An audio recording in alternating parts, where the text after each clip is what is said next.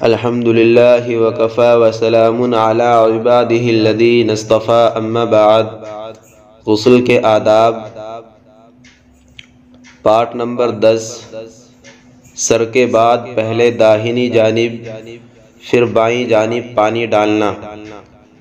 حضرت عائشہ صدیقہ رضی اللہ تعالی عنہا فرماتی ہیں کہ ہم میں سے جب کسی کو جنابت لاحق ہو جاتی تو اپنے دونوں ہاتھوں سے اپنے سر پر 3 مرتبہ پانی بہاتی، پھر ہاتھ میں پانی لے کر داہنی طرف اور دوسری مرتبہ پانی لے کر بائیں طرف بہاتی۔ بخاری شریف کتاب الغسل۔ مسئلہ: فرض غسل میں بالوں کی جڑوں تک پانی پہنچانا ضروری ہے۔